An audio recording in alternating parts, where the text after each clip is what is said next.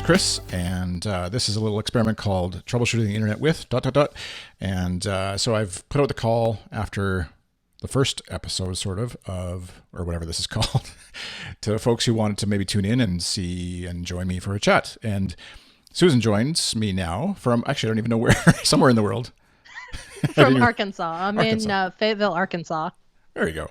So, and you were either daring enough or silly enough, I guess, whichever the case may be, to accept the invite. But glad to, this is the first time we're meeting.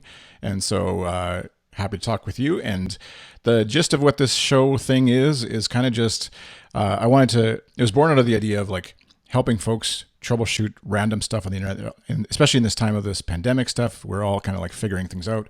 I'm a podcast editor by trade, so obviously I'm pitching podcasts, but I see lots of small businesses kind of just struggling with where they should be going, what they should be doing, how to figure out now to get online when they weren't in the past, and kind of just wanting to throw that out there to whoever might tune in. So if that's you, feel free to ask a question in the chat wherever you happen to be. And I think I've got it all wired up so that I can see it.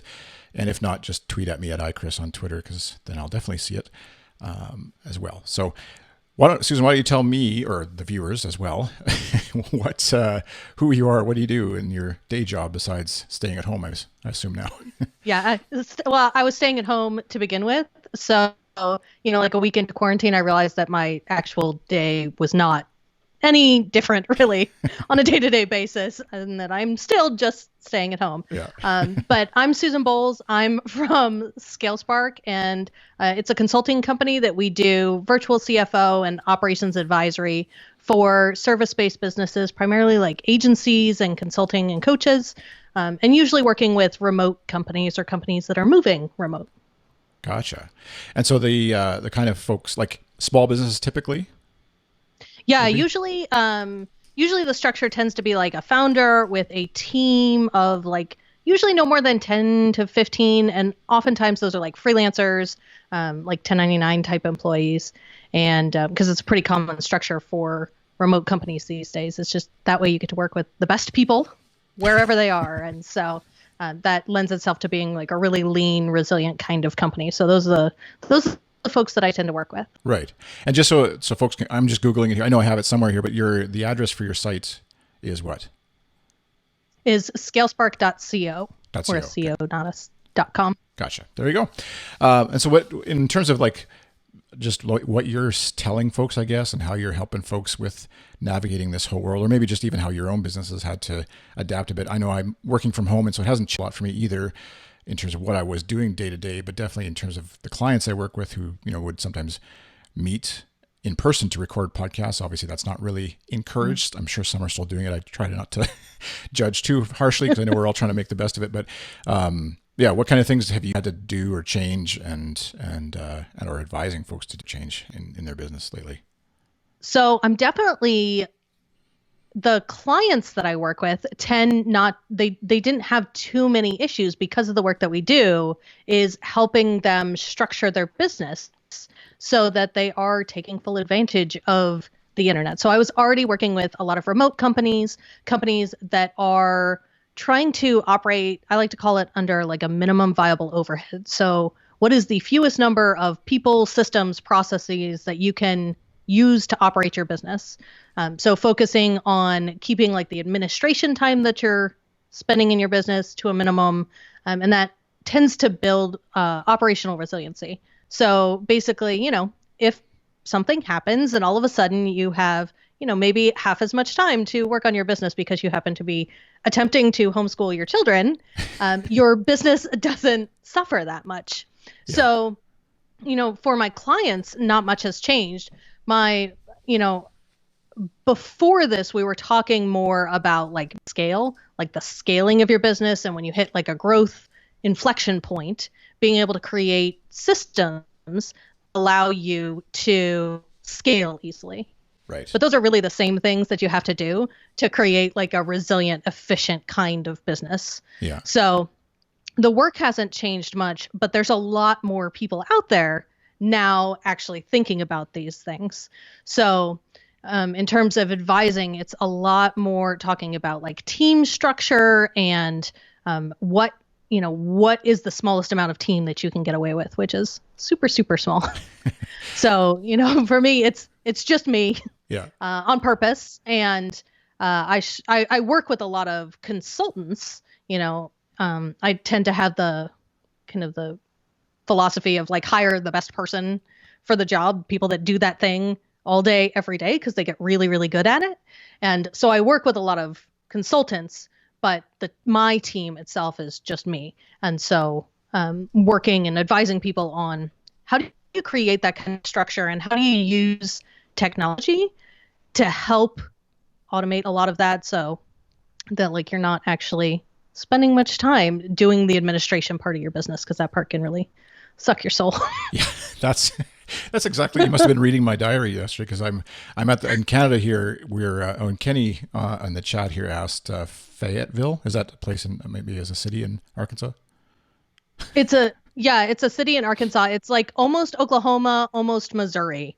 So we're near the University of Arkansas. Okay. So if you know the Razorbacks, that's where we are. All right. There you go, some geography for you.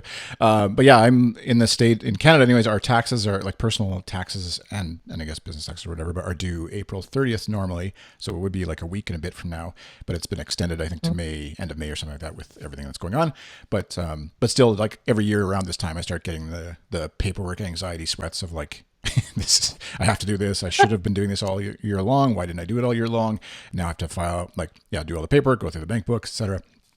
And debating the whole, as I'm sure many small business owners do, you debate, I have an accountant I've worked with in the past, but then I was trying to save some money, but then I didn't actually do the work. And so now it would make my life a lot easier. Now you have to catch up. Yeah, just to like say, actually, I'm going to dump this back on you, pay for my laziness, and get her to do that. But yeah, it's a funny, weird stress to be under. And I don't know how you're feeling. You alluded to schoolwork and kids and stuff. We have 3 kids here, and so it's definitely like and my wife is working from home now too. And so it's actually busier. We see a lot of friends talking about how it's, kind of like a bit of downtime. It's kind of nice, they're not working as much. And if they are working, they're working from home, and they're, obviously, and then there's lots of people who are on the other extreme of like stress, no work and financial stress. But just in terms of some of our friends, it's kind of like they're all slowing down and doing schoolwork in the morning and then just going for walks with the kids and playing at the park or whatever, as social distancing allows. And whereas we're just like 9 to 5 work plus fit in being a teacher plus fit in meals plus and so you alluded to like Zapier yes. and a bunch of automation stuff, which I've always been Zapier, I don't know how you say it, but it's Zapier rhymes with happier. Right. Oh yeah, there you go. That's our marketing. Yeah. I've always been reluctant to set up too much automation, because it feels like even as I'm doing this live stream stuff, like I'm hitting buttons, switching camera or views or whatever for the viewers, and like I'm worried that I've forgotten what I set up and it's going to all fall apart. And so same thing with like some of that Zapier automation stuff. I love that idea, but then when I actually go around to implementing it, I think, there'll be some variable where whatever the tax is different or the quote is slightly off or something like that, whatever the tool is that I'm trying to automate. But yeah, I know you do podcasting as well as this kind of stuff. So maybe there's some like interesting hooks for podcasters that you've kind of plugged into that I could learn from. Oh yeah. Steal. So yeah. So podcasting to me is like ripe for automation. There's some stuff that you just can't automate. It's just too time. There's just too much manual stuff that goes along with producing a podcast, but a lot of it was like the same thing over and over. You send pretty much the same email. And so I have kind of a combination of automation plus templatized stuff that I can grab. So my, I guess, production sequence, what do I have? I'm trying to think what I have automated. So I have my interview is set up in Calendly. So when I invite a guest, I send them a link to the Calendly that automatically books their email or books their interview session. And then that triggers an email that says, hey, here's how this whole thing works. Here, I'm going to send you questions a week before, and it's integrated with Zoom. So it automatically creates like the calendar invite with the Zoom link. And then in that email, there's a link to a form that I use Paperform for. And that says, hey, here's all of your, send me all your guest information, like send me your headshot and your bio and anything that you think would be really interesting to talk about, and tell me how to pronounce your name and what your pronouns are. Like all the stuff that you want to, that you're going to need to collect anyway. So then the guest kind of automatically submits that stuff.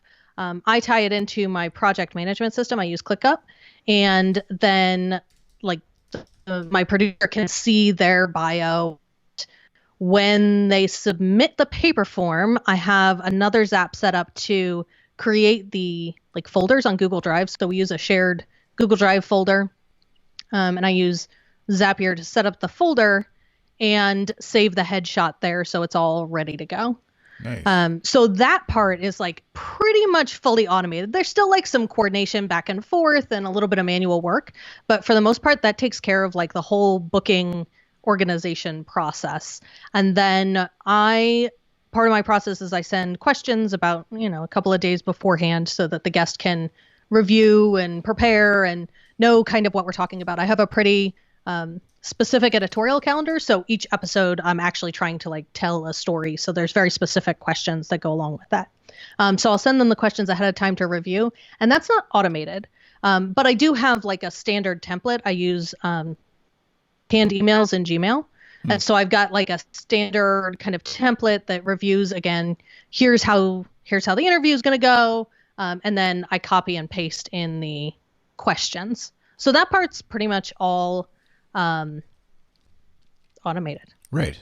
So there's a lot of like the organizational stuff that can be streamlined, so you don't actually have to spend time doing it, because the details can just drown you. Yes. Yeah, exactly. And I'm just, for folks who are watching or watching later, just scrolling through actually your podcast website, just so folks are aware what it is. Break the Ceiling is the name of the podcast. So I'm sure they can find that in whatever podcast player they listen to, as everybody is hopefully well aware these days. But, and how many episodes is this? I'm just trying to scroll through, but I think we're getting close to 30. Yeah. So I launched it in September and went every other week. And then in December, I started doing weekly. I wanted to kind of make sure that I had the production under control and knew how long it was going to take, and didn't set myself up for failure. Yeah, exactly. Unlike me, who just starts it and no, it is a different. I really appreciate that kind of workflow, and I have clients who do that kind of work, and so it's nice to be on the receiving end of that. Both, I'm sure, for your guests who feel very taken care of, unlike, again, maybe you were, where I do the Calendly thing. Calendly.com is a great service for scheduling and appointments, and booking things with clients or prospective clients, I guess. But from there, it was just kind of like, all right, we'll see you next week on Wednesday. So flying a bit by the seat of my pants, but I like, so Paperform, just to go back through a couple of things there. Paperform is a form builder, basically. It looks like they it's a form platform. It's similar to like Typeform. Right. I prefer it because it looks cleaner to me. Like Typeform kind of annoys me with the like, you can only see one question at a time, right, kind of flow. I don't know why, it just annoys me. So I like Paperform because you can just embed it. It looks like more like a traditional form, I guess. And then Clickup is the sort of project management tool that you're using. Is that kind of Yeah. Clickup it's a pretty flexible project management tool that the episode of Break the Ceiling that dropped on Tuesday is actually a really interesting episode talking about Clickup and Notion and comparing like project management software. So if you're familiar with Notion, Clickup is really similar to Notion. And kind of where I've come to on that one is that like Notion is really great if you think in full sentences. Like if you're a content person, like you write, and that's how things come out of your brain is like in paragraphs, you tend to like Notion better. And if you're like me, you're more like a project manager or task oriented thing. So stuff comes out of my head in bullet points or in tasks. ClickUp is a really cool platform that has, in my opinion, really good flexibility and great value for money.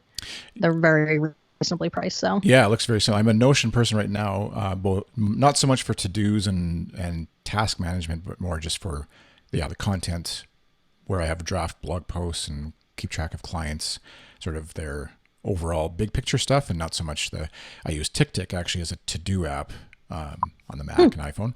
But yeah, so I'm always intrigued though by trying to like amalgamate something into one app, and ClickUp certainly looks nice. I'm forever trying to like go to something new because if I figure that's going to be, rather than working on any sort of internal issues, my own ability or inability to get something done, I figure switching an app will probably be easier than doing any soul searching. So you should listen to the episode because we talk about that. Oh, good. Yeah, I see Marie Poole, and I recognize she's the Notion person right now. Or yeah, she's a big Notion person. And so is Layla, the other guest. Is she more of the ClickUp, or are you the arguing for ClickUp? So Layla and I both are actually ClickUp people. Her company does software and technology training for small businesses. Oh, okay, cool. Howdy, Justin. Justin Jackson joins us on Twitch. It looks like he's on. Hey, Justin. And also, you should listen to the episode where I interviewed Justin. It was like 3 or 4 episodes ago. It was the end of March. Oh man, that guy's on everything. It was I know. It was a really good episode. We talked about applying SaaS metrics to service-based industries, which I think was pretty cool. Oh yeah, there you go. Software as a service metrics applied to small business growth with Justin Jackson. There you go. Cool. He's asking. Of course, yeah.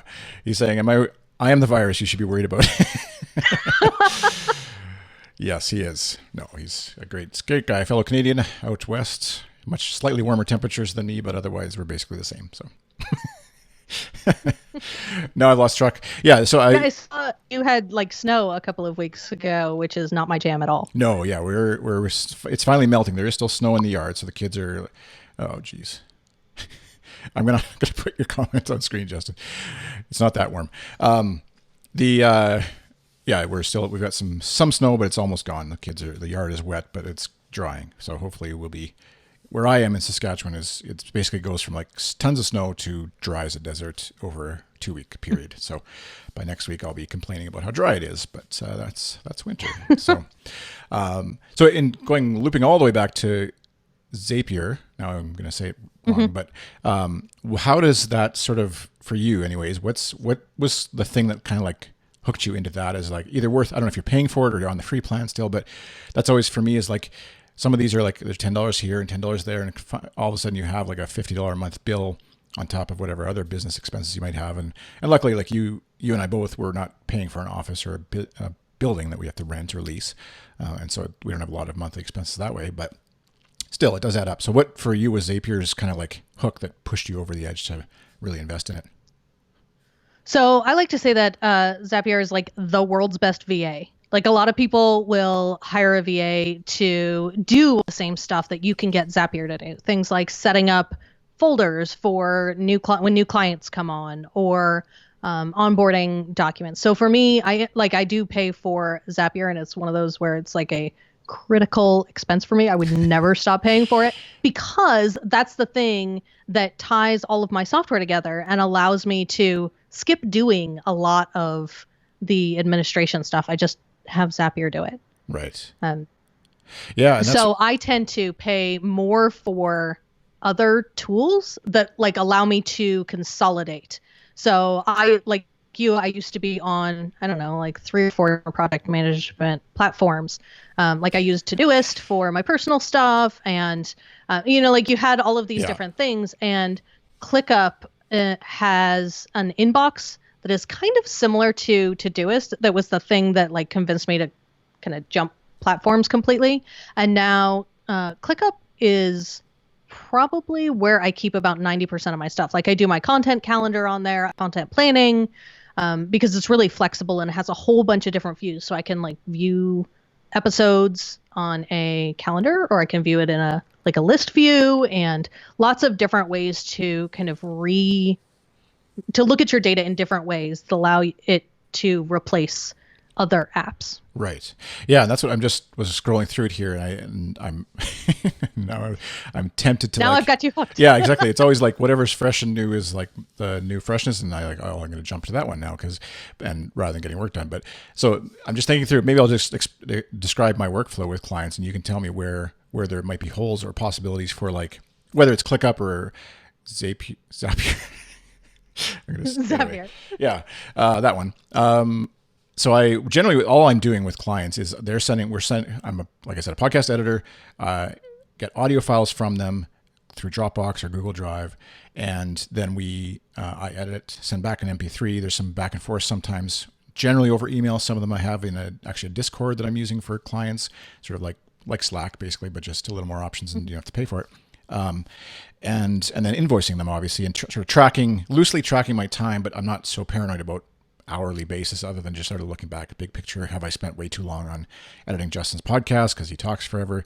And, am I charging him enough for that time when he talks forever or whatever?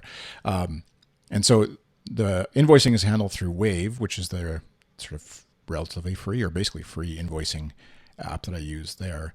And so sometimes I feel like I want to invest in something like Zapier, but I don't know that I have enough sort of hooks to. I think if I was doing this, like this very show that I'm doing with you right now, definitely I could benefit from a few integrations to do the things like you're saying, like ask guests for their bio and their Twitter account and their, that kind of stuff. And that'll probably come, I guess, eventually. But yeah, anything in there that I'm sort of missing that you think, or I guess even expenses, I'm like, that's all where I file an expense with Wave's app or else just manually, uploading a PDF or whatever. And yeah, I guess with a one-person show, or one-person business, it's a little one person. Yeah, you can operate pretty lean. So are you manually sending invoices? Am I manually sending invoices? To like clients that are repeating, that you edit their shows every month. Are you on like kind of a retainer model with them? Yeah, it's sort of a per episode or per batch, the monthly episodes. So, and their Wave does have, this is where the reoccurring or the automation side I get bothered by or like resistant to, I guess. And in terms of, let's say with Justin's show, they do 4 episodes a month usually or whatever, like a weekly episode. So I could just have an automated invoice go out, but I know there'll be one time where he does an extra one or one less, and I forget to update the invoice, and then so I'm like in that nervous to automate zone. I'm just checking, I guess is really the issue. Yeah, so one way you could kind of update is, I'm trying to think through the process here. So if you can figure out a way to price your service so it's the same every month, there are ways that you can set up auto payments so you don't actually have to worry about sending an invoice and they don't have to worry about paying you. Wave isn't my favorite platform for accounting, but a lot of people use it because it's free. Mm-hmm. I use Xero, which is I integrate with Stripe. It's similar to QuickBooks Online, but it's better. And this is the trouble. I was going to say, sorry to interrupt you. Automation features. Yeah. Like if when you go from paying nothing, it's just infinitely harder to pay something, no matter what it is. If it's $5 or I forget Xero. I know I've looked at Xero, it's like $20 a month, whatever. Yeah, I think they're like 32 now, but they've integrated HubDoc. Okay. And so then you're going from, just like I actually had an experiment recently where I didn't have an office. I took an office for about 7 months, and it was a good experiment and good experience, but moved back home. And just because it made sense, and not just the financial side of it, but yeah, it took me years to like just jump into that idea of even paying anything for an office was crazy town to me. And so that's where, going from Xero with Wave, Justin's saying he uses Wave for Transistor, which I think actually Justin's the one where I heard of, because he was showing me some stuff at one point, and I hadn't heard of. I was using FreshBooks before. So anyways, all that to say, it's always like, well, 30, as when you go from Xero to anything, you're doing the math of like, well, that's $30 out of my pocket. That's 10 Starbucks drinks or 5 or whatever it is. And but I know I looked at Xero. I think something else had an integration with Xero that I was using, and it looked like it would be a lot better, a lot more fun to use anyways, as far as the automation stuff. So yeah, so I like Xero because it has a ton of automation stuff. Like it was built from the ground up to integrate with other tools.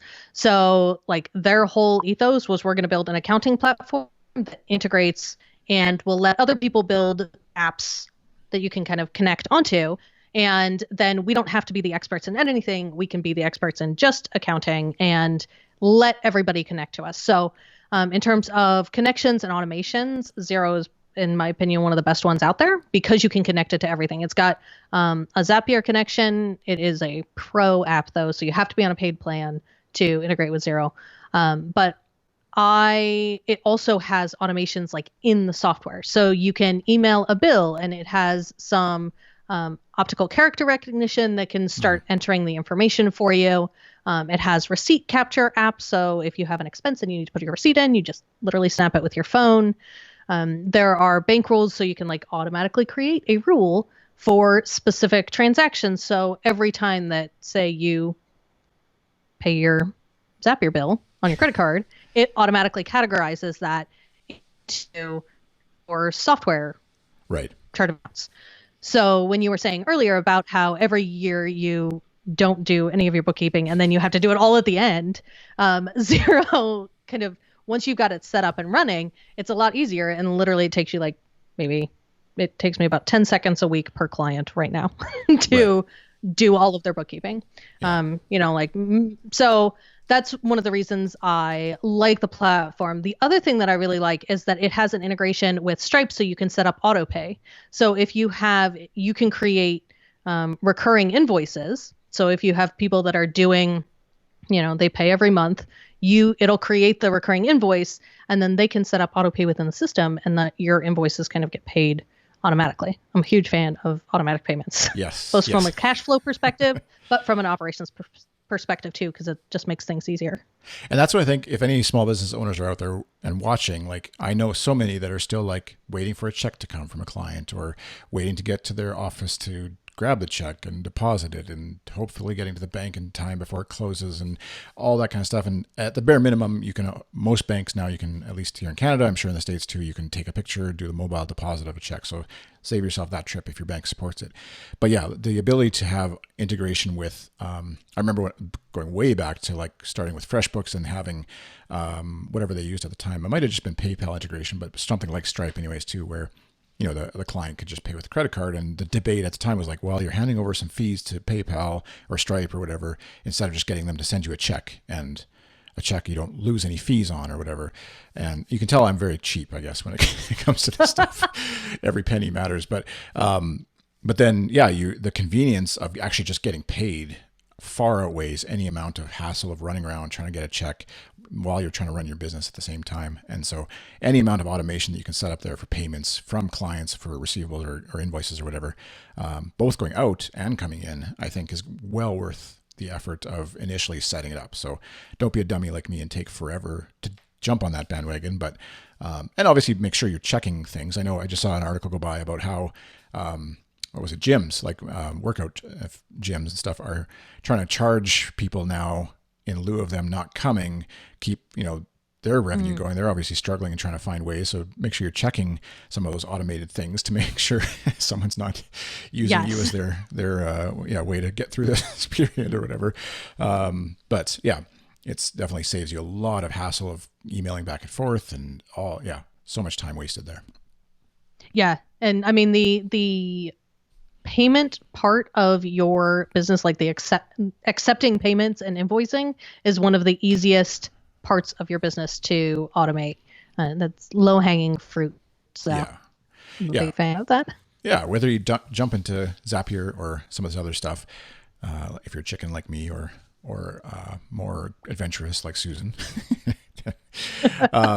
So going back to, I just want to touch on one quick thing because this is stuck in my brain. I know I'll spend way too long looking it up and comparing, but in the Notion Clickup comparison, you had said earlier about sort of like if you're more writing out to-do lists and sort of that kind of idea, that's where Notion maybe makes a little more sense. ClickUp is a little more like bullet list oriented and things like that. Any other sort of like gotchas in your experience between the two? So the big one for me is that ClickUp does have a Zapier integration and Notion does not yet. So that's always been a hang up for me with Notion, is that for me, if I just won't use apps that don't integrate with Zapier, because kind of the knowledge that it integrates with Zapier means that even if I'm not integrating or having to do anything with it right now, down the road, if I need to, it will. And the other one is that ClickUp, I think last Friday, released automations in the platform. So they can say, hey, if this field updates, do this thing. If this status changes, do this thing. And so they released that on Friday. And that has been super, super fun to play with. Yeah, I was just looking through the goals feature as well, which is kind of neat as well to have some of that tracking, whether you're a software developer, like the sprinting and whatever stuff that, like a software team, but even just having and currency conversion and stuff, it looks like, for that kind of stuff, which could be handy for those of us in Canada who deal with American clients and stuff. Definitely handy to have that awareness. And so, yeah, that's the one thing I know that, like, in working with Notion, that they don't have an API that's open and available yet for integration with much stuff. I'm sure it's coming. Like, they have to be building that out. It's been on the roadmap for a while. They keep saying it's coming. Everybody keeps waiting. Yeah. It'll be there eventually. Yeah. And yeah, I think from what I can tell, people are kind of one or the other, and it really has to do with how your brain kind of thinks about the work that you're doing and the kind of work that you have to do. So a lot of the like content creators and those kinds of folks love Notion. Yes. Because they write blog posts and that kind of thing there. And Clickup has Docs, which is kind of their version of Notion. It doesn't quite work. It's not really a direct comparison, but a lot of the features are very similar now. I will say I think the embeds, like embedding things into the docs, is better on Notion than it is on Clickup right now, but Clickup's getting better. Right. Yeah, that's fair. The Nate Heggie said he's sprinting. He does so much sprinting.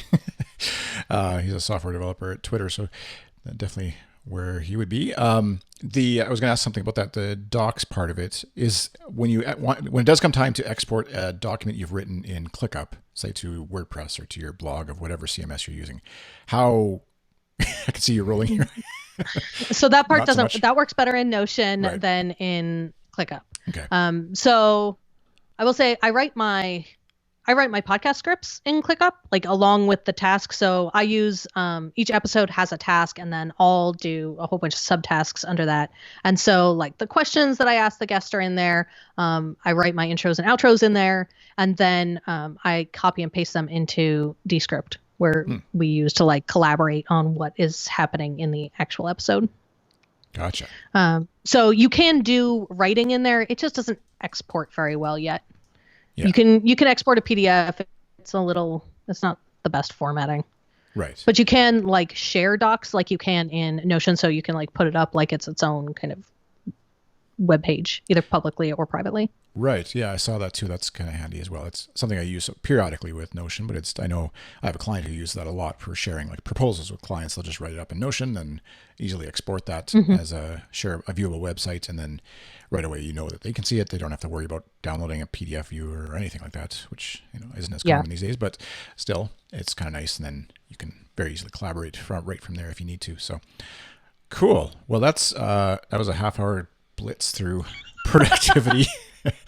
And that was without any listener questions or viewer questions, I guess. And so that's awesome. It's always a blessing and a curse to find out about new apps that you never heard of before.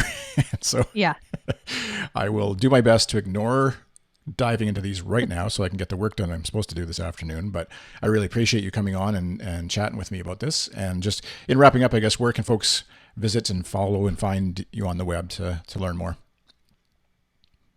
Yeah, so I am most active on Twitter. My handle is @thesusanboles, and you can listen to Break the Ceiling wherever you listen to podcasts. And then the website is scalespark.co, and feel free to reach out. Awesome. I love talking to people. So, is that the wall behind you? I'm noticing. Is that like on brand color too? I was seeing. It took a really long time to get It was a whole thing, because I was like, hey, here's my hex color. Here's the Pantone version. And they're like, oh, we can't use those for paints. And I was like, well, I don't know. And so it took like 4 different versions to try and find a paint color that like sort of is close to my brand color. Nice. Well, that's some dedication to a brand. Yeah. It was a whole thing. Yeah. I've been debating. I have Lemon Productions as my business. And so it's a yellow brand color, and it's a little garish to have the full bright yellow, but yeah. And I just redid the office, so I think I'll hold off for now. But I have have thought about how much yellow to integrate. And so seeing your wall of... I like it. Everybody kind of comments on it because it does pop. Like people don't expect that kind of background color. I had somebody ask me if it was a Zoom background the other day. Well, it almost, when you first came on the Skype call, I was almost like, oh, that's neat. But then I saw there is like the light switch. So I was like, that'd be a funny choice to not have and stuff. Yeah. No, if I were going to do a Zoom background, I would do the one from The Office where you're like sitting in the conference room and you can see the window with Stanley sitting behind you. If I were going to pick a Zoom background, it would be that one. Yeah. Yeah, exactly. Nate says Twitter is the best place to be active. He's paid to say that, so you can just ignore him. He's commenting from Periscope, of course. I agree, though. Yeah. It's the best place to have actual conversations with people. Yeah. So... Yeah, I'm actually in the process, and if you're watching this later and want to ask me a question about it, how it works or whatever, but I'm actually in the process of deleting my Facebook account because it's not like a huge big conspiracy theory or anything. I mean, I am kind of sick of the amount of data they suck up off of us, but just kind of like needing to eliminate something because there's just so much. And so I created a dummy account, an empty account. I guess I'm still in charge of it, so I'm the dummy, I guess. But because I do have some pages for my business and for our podcast network and stuff that I want to keep there for whatever it's worth down the road. But yeah, just kind of like deleting. I actually pulled my data off, so it was like a 900 megabyte file of all my data that I've ever put on Facebook. I haven't even gone through it yet. I don't know what's all in there, but probably nothing really worthwhile. But and then I'm gonna in a few days here, I think, delete the account, and so it'll be interesting to see speaking of automation and stuff, what other hooks into things that I had that I've forgotten about? Oh, and everything. I bet you. So every time I try and cancel Facebook, I find something that it hooks into that I'm like, well, damn it. I know. Well, so I did that where I deleted myself. I like your idea of dummy account. One of my friends just did that and set it up with the name of his pet. He had his pet account so that he can like do his business page and all of those kinds of things. Yeah. So.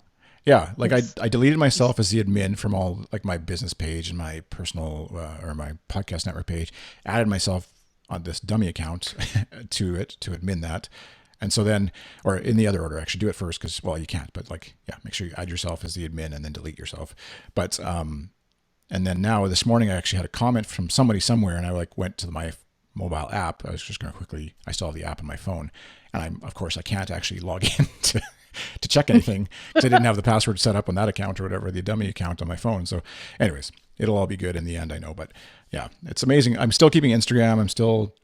I have WhatsApp for my in-laws and stuff. They're on WhatsApp. So still have to keep those active. But I think I'll be okay to still keep using those as far as what I've read and figured out. But yeah, some random login to some website I haven't used in years that I'll suddenly need. Maybe my Zapier login is tied to Facebook. We'll find out if I go down that road. We'll see.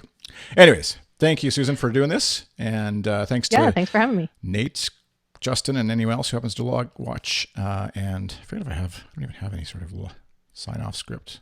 Anyways, subscribe and like and all the things you do these days. And I'll see you again. I'm trying to record every Wednesday afternoon. Time varies a little bit just to allow for guests, but Wednesday afternoon, at least in my world. So whatever that means in your world, if you want to tune in again on YouTube, Periscope, or Twitch, sending it out too. So, and follow me on Twitter, iChris on Twitter for details of when I go live. Thanks. Bye.